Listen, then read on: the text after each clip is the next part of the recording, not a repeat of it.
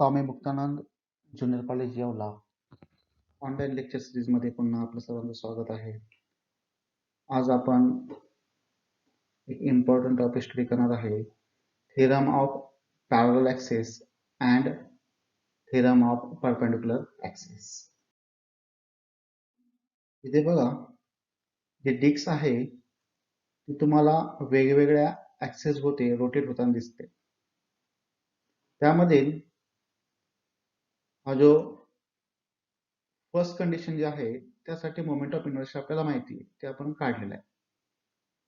पण जर डिस्क जी आहे दिलेल्या ॲक्सिस वरती त्या ॲक्सिस वरती जर रोटेट होत असेल तर तिचा मोमेंट ऑफ इनर्शिया काय असेल, सेम असेल की वेगळा असेल. समजा डिस्क जी आहे अशा ॲक्सिस वरती जर रोटेट होत असेल तर तिचा मोमेंट ऑफ इनर्शिया किती असेल. तर या सर्वांसाठी एक थेरम आहे, theorem of parallel axis and theorem of perpendicular axis. तर हा जो ॲक्सिस आहे आणि हा ॲक्सिस आहे एकमेकांना पॅरलल आहे. मग यांसाठी पॅरलल ॲक्सिस थेरम आपल्याला यूज करावा लागेल. आणि हा जो दिलेला ॲक्सिस आहे आणि इथला ॲक्सिस आहे हे एकमेकांना परपेंडिक्युलर आहे. तर यांच्यासाठी आपल्याला परपेंडिक्युलर ॲक्सिस थेरम स्टडी करावा लागेल. तर पहिले आपण बघणार आहे theorem of parallel axis. Theorem of parallel axis पहिले आपण त्याचं स्टेटमेंट बघूया. State that the moment of inertia of an object about any axis is the sum of moment of inertia about axis passing through the center of mass and the product of mass of body with the square of distance between the parallel axis. Mathematical statement आपण लिहू शकतो IO is equal to IC plus MH square. यासाठी आपण एक rigid body घेणार आहे. तर ही irregular शेपची आपण रिजिड बॉडी घेतलेली आहे. तर यामध्ये आपल्याला IO, IC, M आणि H स्क्वेअर काय असणार ते आपल्याला माहिती पाहिजे. तर आपण एक कोणताही ॲक्सिस घेऊया की ज्या ॲक्सिस भोवती जी काही तुमची बॉडी आहे ती रोटेट होणार आहे आणि त्या ॲक्सिस साठी आपल्याला moment of inertia find out करायचा. समजा MOP हा जो ॲक्सिस आहे हा ॲक्सिस O पॉइंट मधून बॉडी मधून गेलेला आहे आणि त्याच्या भोवती जर बॉडी रोटेट झाली तर त्याचा जो मोमेंट ऑफ इनर्शिया असणार आहे तो असणार आहे IO. तर IO आपल्याला फाइंड आउट करायचा आहे. आणि जर IO फाइंड आउट करायचा असेल तर आपल्याला माहिती पाहिजे IC माहिती पाहिजे. तर IC म्हणजे काय असणार आहे, तर बॉडीला कोणत्याही बॉडीला एक पॉइंट असणार आहे की तो असणार आहे सेंटर ऑफ मास. याच्यामध्ये बॉडीचं टोटल मास जे असणार आहे ते कॉन्सन्ट्रेट असणार आहे. त्यामधून गेलेला ऍक्सिस, पण तो ऍक्सिस कसा पाहिजे, ज्या ऍक्सिस वरती आपला मोमेंट ऑफ इनर्शिया काढायचा आहे त्या ऍक्सिसला तो पॅरलल असला पाहिजे. तर हा C पॉइंट आहे त्याला आपण म्हणणार आहे सेंटर ऑफ मास, यामधून गेलेला ऍक्सिस. तर हे जे दोन्ही ऍक्सिस असणार आहे ते पॅरलल असणार आहे. या ऍक्सिस वरती आपला मोमेंट ऑफ इनर्शिया काढायचा आहे याची मदत घेऊन, IC ची मदत घेऊन आपल्याला IO काढायचा आहे. तर यामध्ये अंतर जे असणार आहे ते असणार आहे H. हा जो H असणार आहे हा H म्हणजे काय असणार आहे, या दोन ऍक्सिस मधलं डिस्टन्स, परपेंडिक्युलर डिस्टन्स. तर यामध्ये आपल्याला हा जो प्रूव्ह करायचा असेल तर आपण इथे एक DM इतकं मास घेतलेलं आहे. जिथं D पॉइंट आहे तिथे DM इतकं मास आहे. आणि मग जो काही तुमचा आपण काय करणार आहे तर CD जोडणार आहे आणि CD जोडल्यानंतर जर ही जी बॉडी आहे या जो काही ऍक्सिस आहे ACB म्हणजे IC हा जो ऍक्सिस भोवती जर रोटेट होत असेल तर त्याचा जो मोमेंट ऑफ इनर्शिया असणार आहे तो if the moment of inertia of object axis through C is IC is equal to integration of DC square into DM. तसंच जेव्हा बॉडी MOP ह्या ऍक्सिस वरती रोटेट होणार आहे तेव्हा त्याचा जो मोमेंट ऑफ इनर्शिया असणार आहे according to definition of moment of inertia, moment of inertia of object the axis through O is IO is equal to integration of DO square DM. आता यामध्ये जो इथे आपण कन्स्ट्रक्शन करणार आहे आपल्याला डी पासून ओसी वरती परपेंडिक्युलर लाईन काढायची. डी पासून जर ओसी वरती परपेंडिक्युलर लाईन काढायची असेल तर पहिले आपल्याला ओसी एक्सटेंड करावा लागेल. बघा पहिले आपण ओसी जो आहे तो एक्सटेंड करून घेणार आहे आणि डी पासून आपल्याला ह्या ओसी वरती एक्सटेंड झालेल्या ओसी वरती परपेंडिक्युलर लाईन काढायची आणि तिथे आपण नाव देऊया एन. तर हे जे आहे ही परपेंडिक्युलर आपण ड्रॉ केलेली आहे ते असणार डी आणि मग इथं हा जो डीओ आहे डीओ नाही का, तर हा जो ट्रायंगल असणार आहे DON तर हा जो आहे राईट अँगल ट्रायंगल असणार आहे आणि हा जो राईट अँगल ट्रायंगल असेल तर आपण डीओ साठी काय लिहू शकतो, तर डीओ जो आहे तो हायपोटेन्यूस असणार आहे आणि मग इथे ह्या डीओ साठी आपण डीओ स्क्वेअर साठी आपण लिहू शकतो DN square plus NO square. बघा IO is equal to integration of DN square plus NO square. पण पुन्हा जो तुमचा NO आहे जो NO आहे तो NO म्हणजे काय असणार आहे तर OC प्लस CN असणार आहे. त्यामुळे आपण NO जो आहे तो NO OC प्लस CN लिहिणार आहे. बघा IO is equal to DN square तसाच आणि NO स्क्वेअर काय लिहिणार आपण तर NC प्लस CO ब्रॅकेटचं काय असणार आहे स्क्वेअर. आता हे जे ब्रॅकेट आहे याचं आपण एक्सपान्शन केलं A प्लस बी स्क्वेअर तर आपल्याला काय मिळेल बघा A square plus twice AB plus B square. ते आपण लिहून घेऊया. तर इंटिग्रेशन ऑफ DN स्क्वेअर आहे तसंच तर A प्लस बी चा ब्रॅकेट स्क्वेअर जर घेतला आपण त्याचं एक्सपान्शन असणार आहे NC square plus twice NC into CO plus CO square DN. तर यामध्ये DN square plus NC square DN square plus NC square हा जो ट्रायंगल आहे DNC त्याच्यामध्ये DN आणि NC नाही का पायथागोरस थेरम आपण यूज केला तर DN square plus NC square साठी आपण लिहू शकतो DC स्क्वेअर. बघा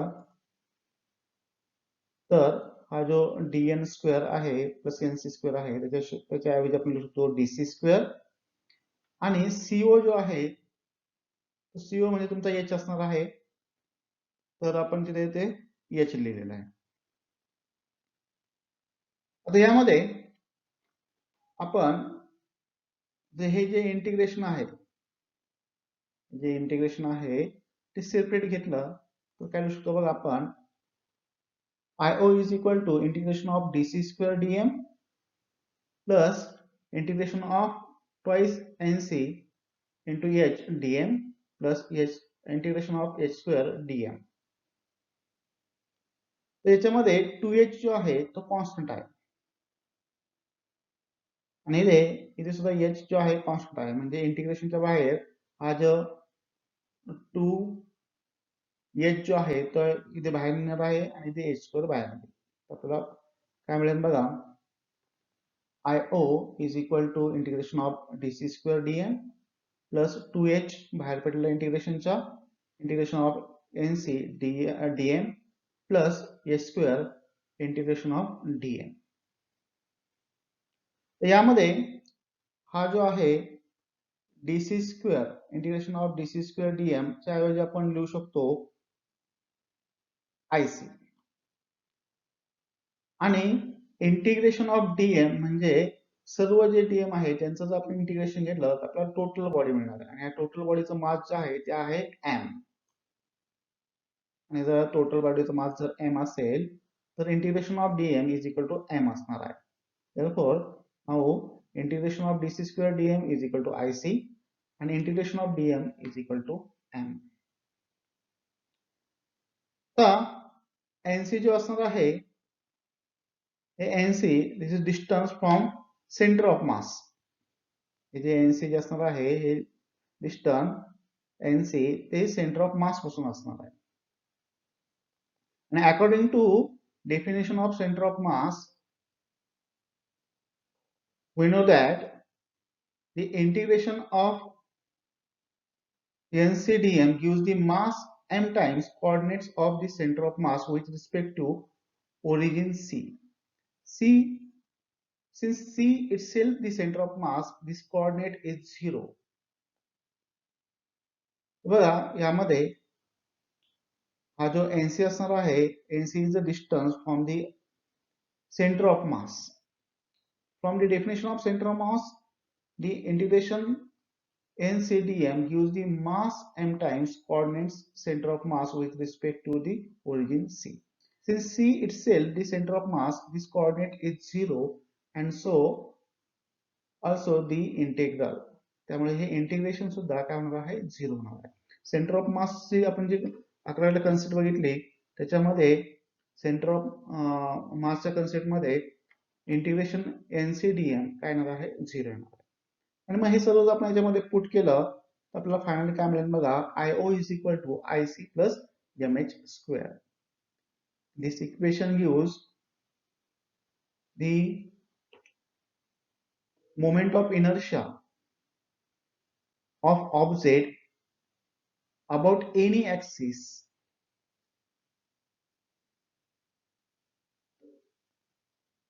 and we can find out this moment of inertia with the help of IC and mass and distance between the two axes.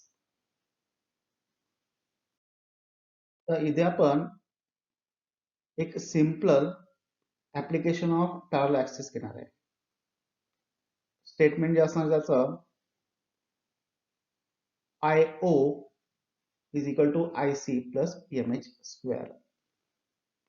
तर बघा जेव्हा ऍक्सिस जो असणार आहे पासिंग थ्रू CM असणार आहे तेव्हा डिस्क साठी त्याचं जे मोमेंट ऑफ इनर्शिया आहे ते आपल्याला माहिती आहे IC is equal to mr square by 2. Axis जो आहे तो कुठून पास झालेला आहे CM मधून पास झालेला आहे. हा जो पॉइंट असणार आहे हा तुमचा असणार आहे CM पॉइंट.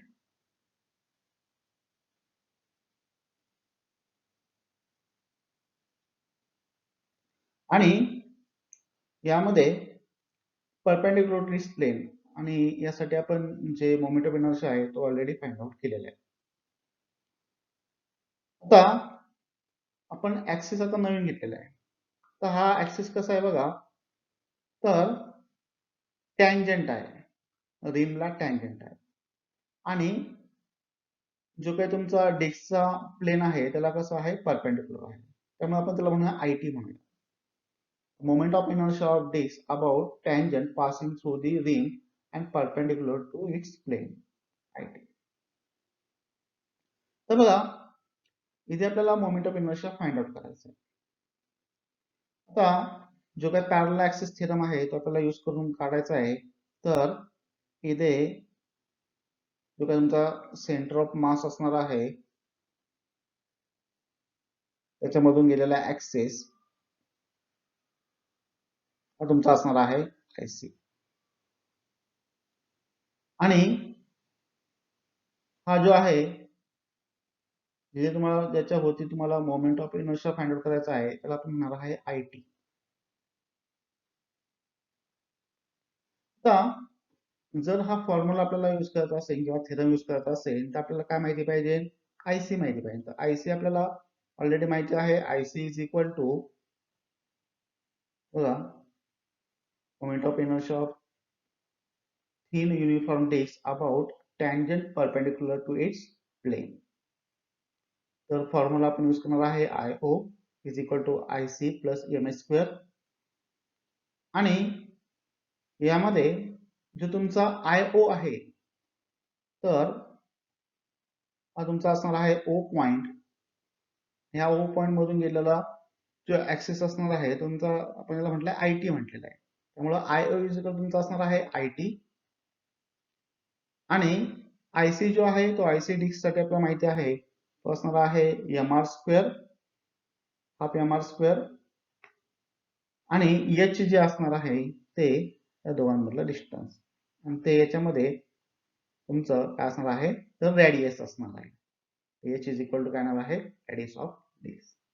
हे सर्व व्हॅल्यू जे आहेत ते आपण या थेरम मध्ये पुट केल्या तर आपल्याला काय मिळेल बघा IT is equal to 1/2 MR square plus M into H square. H जो आहे तो आपण R ने रिप्लेस केलेला आहे R त्यामुळे आलेला आहे R स्क्वेअर आणि half plus 1 is equal to 3/2 MR square.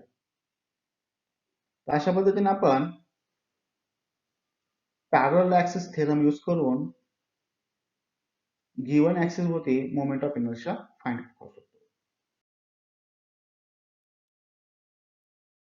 Theorem of perpendicular axis.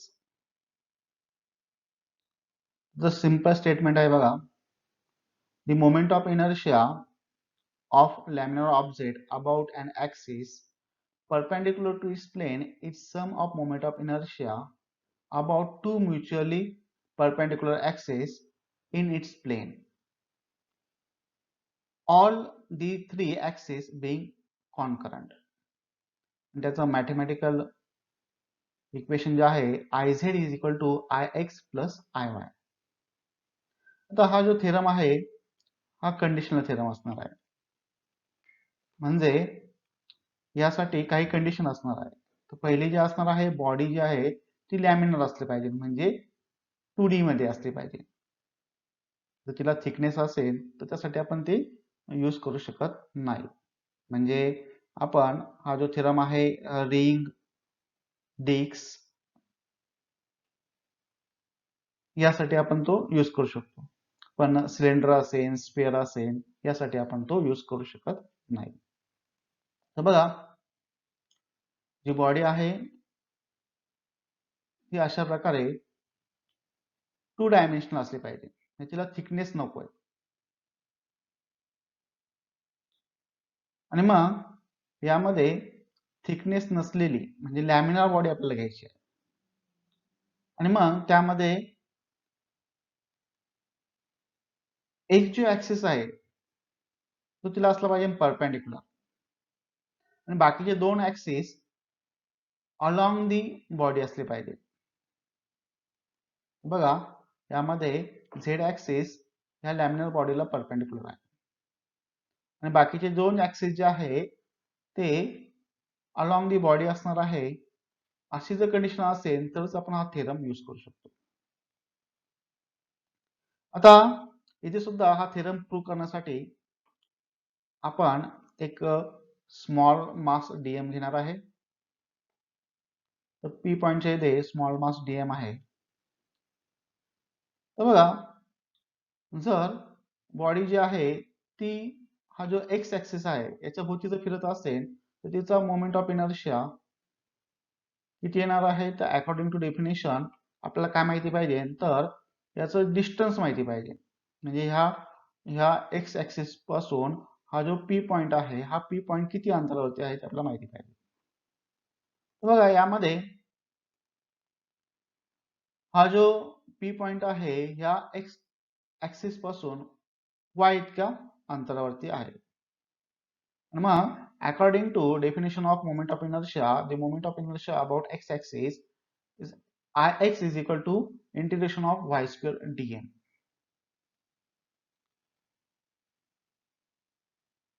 नंतर जर ही लॅमिनार बॉडी y ऍक्सिस भोवती जर रोटेट होत असेल तर त्याचा moment of inertia about y axis किती येणार आहे तर त्यासाठी आपल्याला माहिती पाहिजे NP हे जे अंतर आहे ते किती आहे, तर ऑब्वियसली ते असणार आहे x इथे असणार आहे आणि त्यामुळं the moment of inertia about y axis is equal to Iy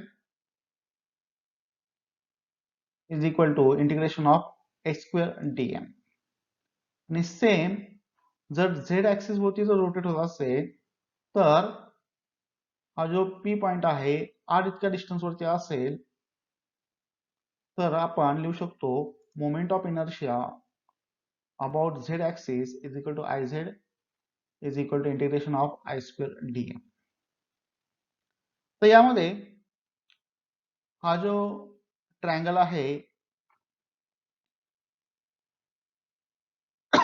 ONP तर असणार आहे राईट अँगल ट्रायंगल आणि हे अंतर MPy असेल तर ON सुद्धा असणार आहे y आणि मग याच्यामध्ये आपण पायथागोरस थेरम यूज करू शकतो.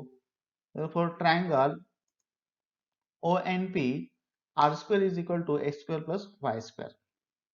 मग हे जे इक्वेशन आहे हे जर आपण Iz मध्ये जर पुट केलं तर आपल्याला काय मिळेल बघा. Iz इज इक्वल टू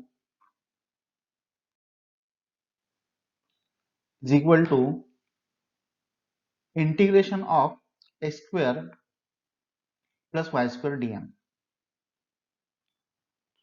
आणि मग आपण इंटिग्रेशन सेपरेट घेतलं आपल्याला मिळेल Iz is equal to integration of h square dm plus integration of y square dm. पण integration of h square dm म्हणजे तुमचं असणार आहे Iy आणि integration of y square dm घेतलं तर तुमचं असणार आहे Ix. त्यामुळे आपण लिहू शकतो therefore Iz is equal to Iy plus Ix आणि फायनली आपल्याला मिळेल आपण Ix आधी घेतला काय Iy नंतर घेतला तरी काय प्रॉब्लेम नाही. therefore Iz is equal to Ix plus Iy आणि ह्या इक्वेशनने आपण जर परपेंडिक्युलर ऍक्सेस असेल तर moment of inertia find out करू शकतो. यामध्ये फक्त मिस्टेक होण्यासाठी नाही मिस्टेक जे होऊ शकतं ते फक्त दोनच स्टेप आहे. याच्यामध्ये Ix इज इक्वल टू असेल तर इथे y स्क्वेअर आला पाहिजे एवढं फक्त लक्षात ठेवायचं आणि Iy असेल तर x स्क्वेअर आला पाहिजे एवढं लक्षात ठेवायचं. लिहिताना आपलं मिस्टेक होते Ix is equal to x square लिहितो आणि एक्झामिनर फक्त एवढीच दोन स्टेप चेक करतो. त्याच्यामध्ये एकदम सिंपल थेरम आहे याच्यामध्ये फक्त दोनच स्टेप चेक केल्या जातात. ह्या दोन स्टेप जर बरोबर आल्या तर तुम्हाला फुल मार्क मिळतात. याच्यामध्ये जर तुमची मिस्टेक झाली तर तुम्हाला कोणताही मार्क दिला जात नाही. तर एवढं फक्त लक्षात ठेवा. Application of theorem of perpendicular axis Iz is equal to Ix plus Iy. यामध्ये जो ऑब्जेक्ट आहे तो ऑब्जेक्ट आपल्याला ऍक्सिस दिलेला आहे अशा ऍक्सिस भोवती रोटेट होतोय तर आपल्याला IC माहिती आहे. when axis passing through its CM center of mass and perpendicular its plane IC आपल्याला माहिती आहे आणि आपल्याला जो मोमेंट ऑफ इनर्शिया काढायचा आहे the moment of inertia of thin uniform disc about its diameter. तर आयडी आपल्याला फाइंड आउट करायचा आहे. हा तुमचा असणार आहे आयडी.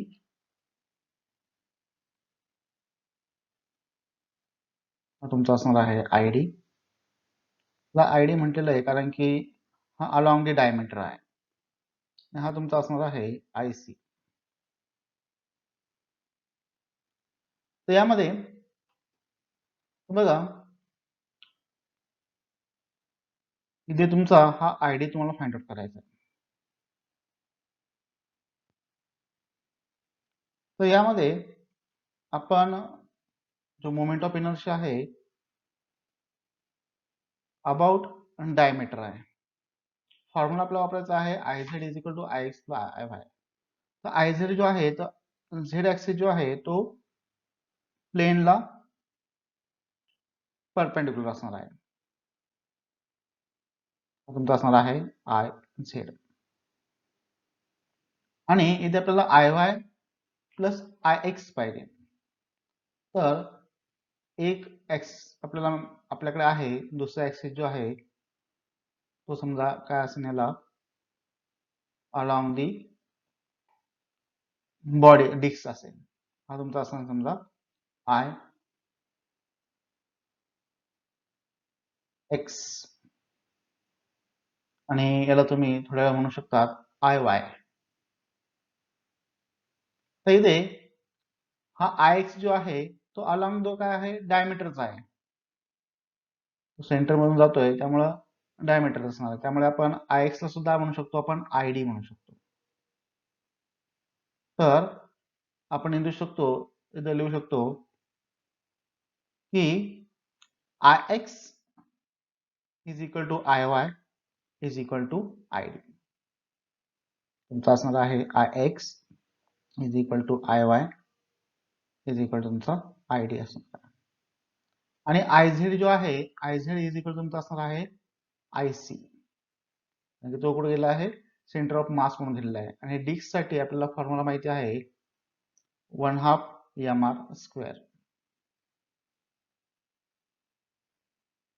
किंवा mr स्क्वेअर बाय 2. बघा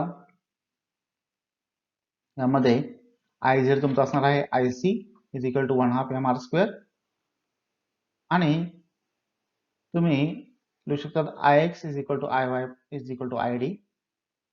आणि मग हे तुम्ही वरच्या इक्वेशन मध्ये पुट केलं तर इथे आय एक्सच्या ऐवजी तुम्ही पुट केलं आय डी, आय वायच्या ऐवजी पुट केलं आय डी आणि आय झेडच्या ऐवजी पुट केलं आय सी. तर I C is equal to I D plus I D, त्यामुळे तुम्हाला ट्वाईस आय डी मिळणार आहे.